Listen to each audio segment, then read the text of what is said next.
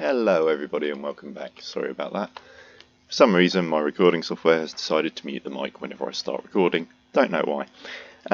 So yeah, hello everybody. I am Mr. JP, the Game Space Engineers, and yeah, I might be playing too much of this at the moment. Anyhow, so running a server, and so this is the area that we're in. Over there, that green blob in the distance is my little trade ship over at the base. Say little, it's not that little. It uses more PCU than you're allowed in a normal multiplayer server, but because we're in experimental mode we can play. Doesn't mean you should play for multiplayer performance. It's best not to go too far, but for the moment there's not too many players in, so we're having a bit of a giggle. These are a couple of snow speeders that I built. They were meant to be the Star Wars style snow speeder, but didn't quite work out that way. However, they are kind of effective. They're a lot more combat effective than I was expecting. And they're predominantly designed for racing, so yeah, it's going to be fun. So I've got a couple of those sat there. This is a test of how well I know my way around. I'm going to have to turn the markers on. There we go, paddock ship park. Because I'm heading over to the track to demonstrate that. I'm assuming it's going to be light enough to do so. We'll see how the filming goes on the light. I might have to literally adjust the game's settings, but we'll see how it goes. So, come to a halt here. Turn those off again, make your view nice and clear. So here we have the ship park. That's my sort of standard small freighter. I've ripped the solar panels off of it to save PCU, stuck in a couple of reactors, and added some more hydrogen fuel onto the top of it, and it's sort of got a bulky look like my other freighter now. They weren't designed as a standard thing, but they're starting to all look a bit standard and bulky. So, over here we've got, this is another style of pod racer, and it's an iron drive ship. I chose to make them all iron drive because I want you to be able to park and just let them hover, so none of them have got landing gear. I'm a bit torn on which one to take racing, because I've got these 3 speeder bikes over here as well, and I'm going to be honest, if I take a speeder bike out I'm probably going to I might make it around the course. I haven't done much practice with these, but they're all designed with a similar amount of engines. They're within 6,000 kilos of each other, and they all weigh less than sort of 15,000, so they're fairly light. This guy's a bit heavier, obviously with twin cannons and full inventories of ammo. It adds to the weight. What do the views look like? Meh.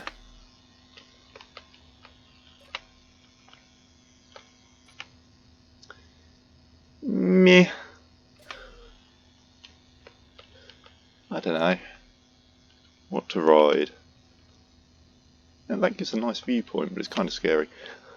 For oxygen purposes, I'm going to take out one of these. Ooh, only 2/3 of a hydrogen tank. Okay, it's going to make life a bit more interesting.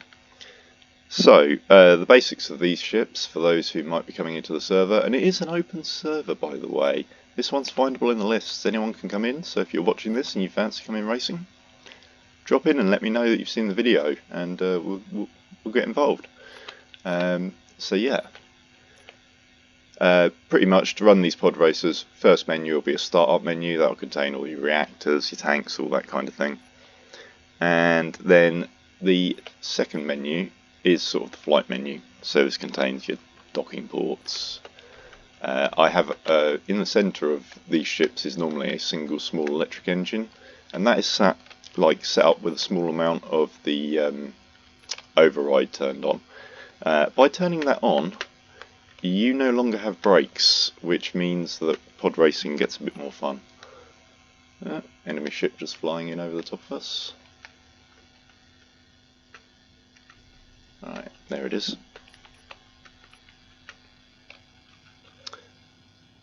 I might have to turn the signals back on for racing, because even though I built it, I've kind of got no idea of where the track actually goes.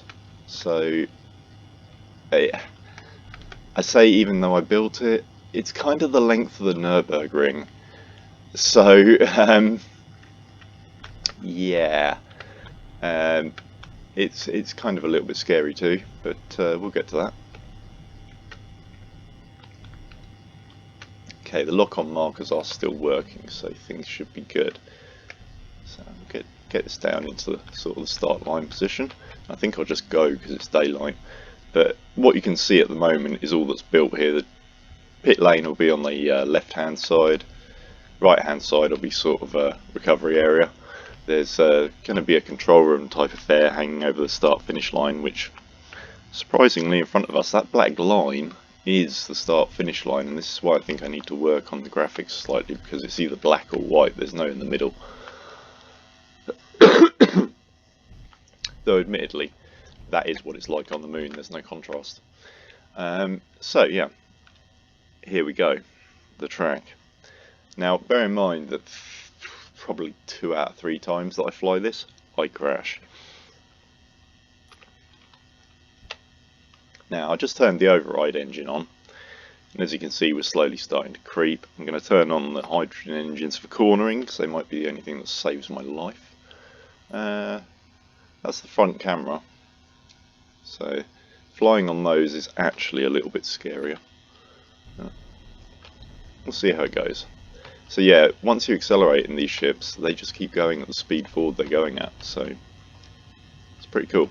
And being pod racing, they're built to sort of just sit on their sides, so if you go into a corner level, you're going to slide, you've got to roll. And take it nice and easy through these early turns. And under the gates, you're getting the idea, this is pod racing.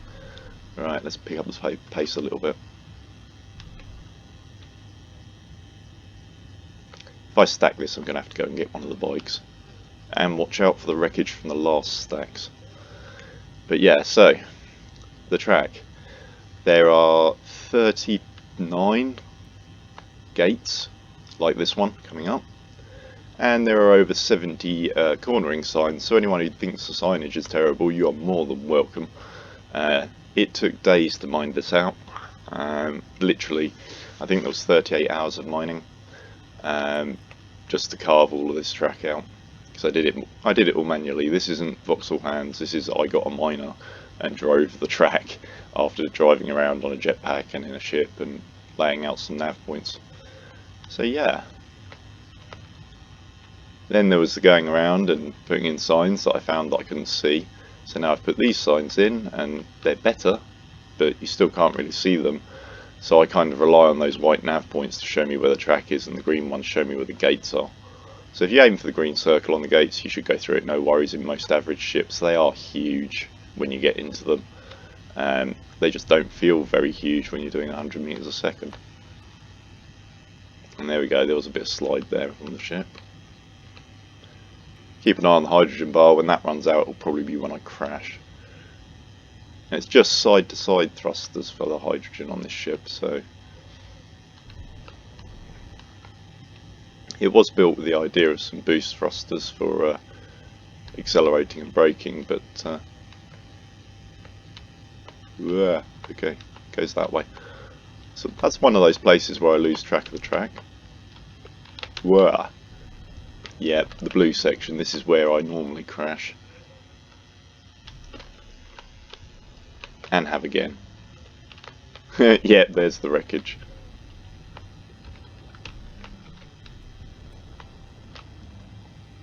Yeah, I think I've taken damage. Bad damage, but we'll see.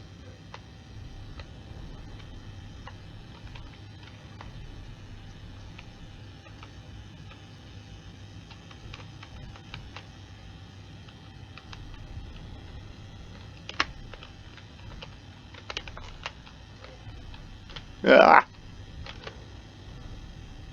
Definitely some bad damage going on. I've lost engines or something. But hey, we'll keep on driving. It's racing, you don't stop. Ask NASCAR drivers. Here we go. Get back in the groove, JP. Literally, there is a groove. You got to get into it.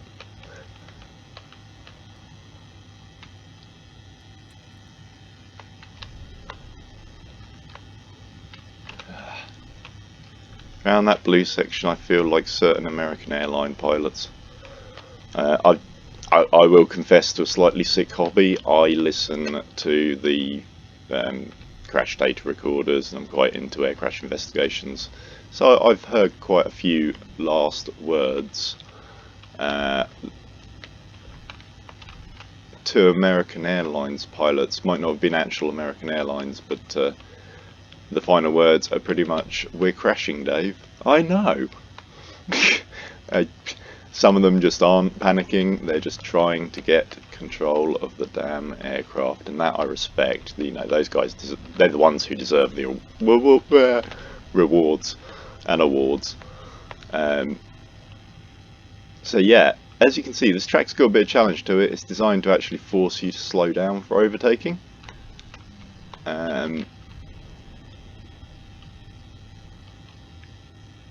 Ooh, a little bit of lag there. I think that was an autosave moment. Yeah, takes a little bit of time now. The memory for the save game's getting kind of big. I need to go through and clean out some ships. Reduce the PCU a lot of the game then. But, because it's all about the PCU war. All about the PCU war. It's funny, 100 meters a second feels slow where the track's easy. Once you get into the corners, it gets a bit dodgy. And some of these corners are dodgy through here as well. I need to work on some of this.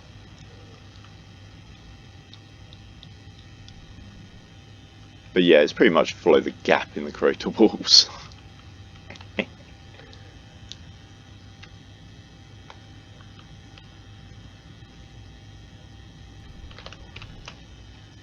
Definitely got some damage to that left side engine. Right side engine. So yeah, we keep sliding right. Probably just the hydrogen engine left on that side or something stupid. It's smaller and hidden, so we'll see how it goes. I'm hoping that we'll make it. I wish the pit lane was built. I could do a fast repair just by driving through, but excuse me there, hand off the mouse to cough, and nearly found a gate. Still, there we go.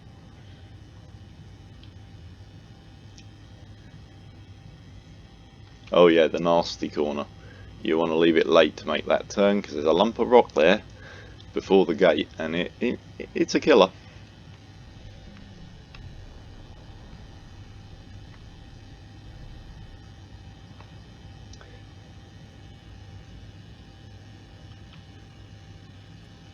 It's when you get down low you get the adrenaline buzz.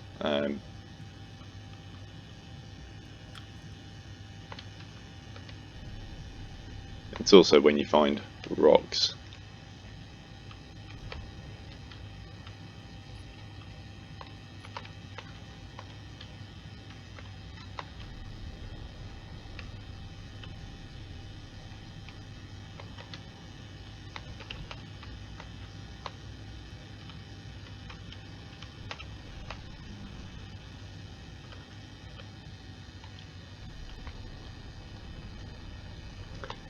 Can't be sliding if you fall out at 100 forward. Whee. I wasn't sure whether there was rock behind that shadow or not. I really wasn't. I've been debating sort of drilling out the trench a little deeper, but I figure the deeper you get into the trench, the more likely you are to hit the wall when you mess up. So you're better off being able to abort by just pinging out the trench into the air like I have been.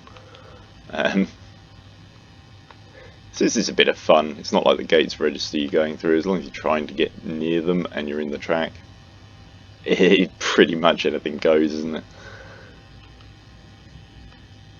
I might put tops on them like a rugby gate so that they've got a bit of a top to them so you can go high or low. Then I could put a sensor underneath so that if you go low it turns on the turrets later on around the track or something. I don't know. It requires other people's play to make suggestions and see whether they think it would be fun or not. It might turn out that this is actually really challenging and I like rallying. Right, track goes that way. It wouldn't surprise me, I used to race 4x4s off-road and that's a different game to normal rallying, so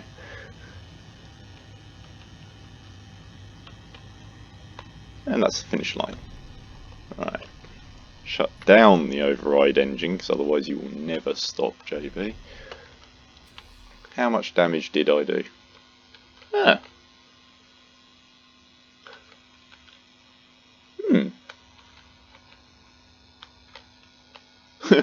Nice. I thought that was going to be a lot worse than that.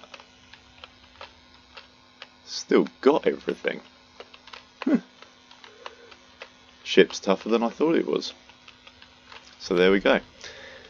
So yeah, that's the track. It's a bit crazy, but does the job. There you go. You can see there is actually a checkered board along that and stuff. I need to get some lights. But yeah, lots and lots of fun to be had, I should think. And so yeah, the game is called the Cradle. That's the server name to look for. THE space CRADLE. And whilst that start-finish corner looks nasty, it's not that bad, really.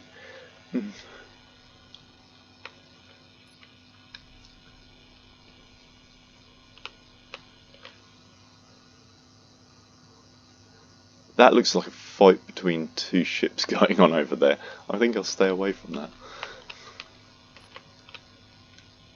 Get this back down to the paddock. I don't think I've got any supplies down there, so I won't bother repairing it at the moment. Ah, yeah, good point. I'll take it over to the crusher, I think, because over here is a break yard for broken ships, so bits of broken ships end up over here, and it's also got a ship manufacturing system in it, so that just makes life easier when things get broken. So up in the sky here we've got these patrol cutters, SSDs, TIE fighters, and somewhere, yeah, there's a rail gunship over there, and they're just flying, like they're hovering on isolated sort of waypoints that they hang around. And so when enemy ships come through, and because I've been doing trading and missions, I've got enemies, they tend to go to town a little up there, and it tends to rain shrapnel down here, and it's quite a lot of fun. My base has nearly been nailed on more than one occasion. I've come over the hill over here before now to find, but things have got a little bit close to crashing square into the place. When I say a little bit close, a friend of mine is building a ship right next door, because this is full of parts, obviously. And it was a little bit close. The crash ship was here.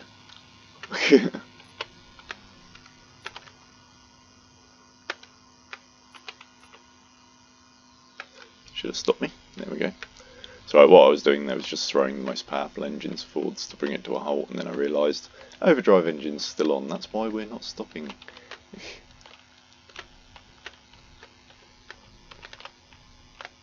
Yeah, so there's a little repair thing under here. If I just come into about there. So yeah, that was a salvage vessel. Unfortunately, stuff that you try to break up sometimes doesn't want to be broken up, and at those times it needed a gun.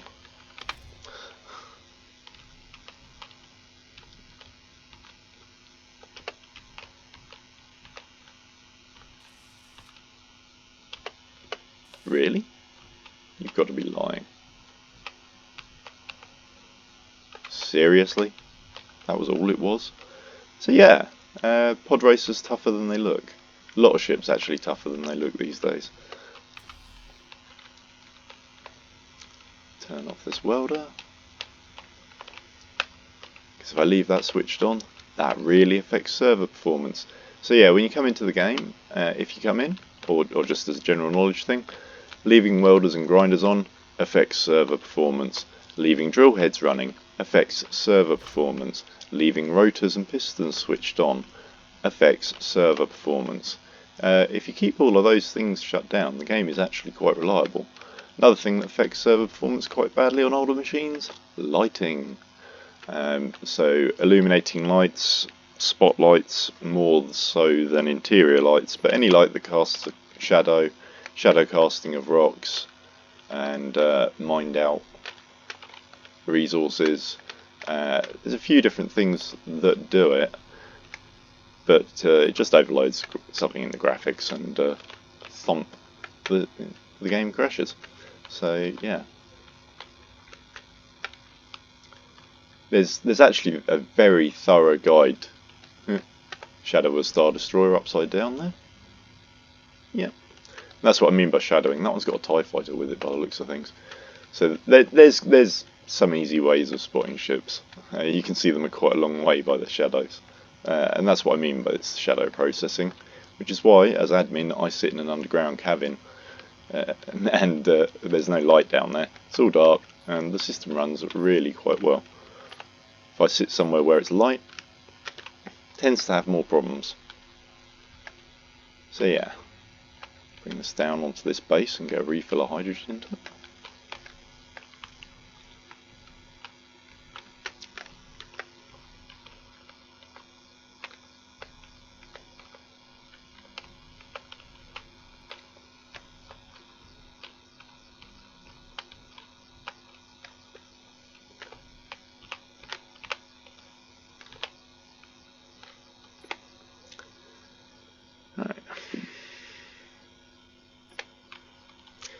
Don't leave all its lights switched on like I did earlier.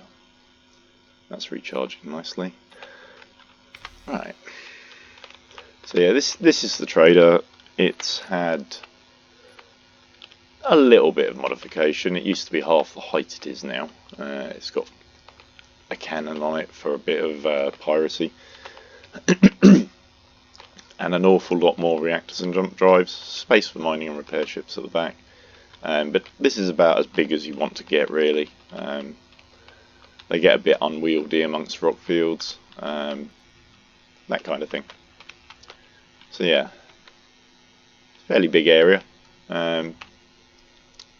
Little med room, little cryopod, and then the underground, which is a fair amount bigger. Though you wouldn't expect it from the entrance. So yeah, down here is a little hidey hole for me that's dark to stop the game crashing.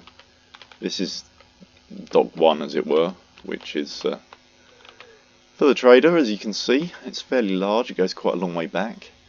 We've got a miner parked up at Dock 2 at the moment.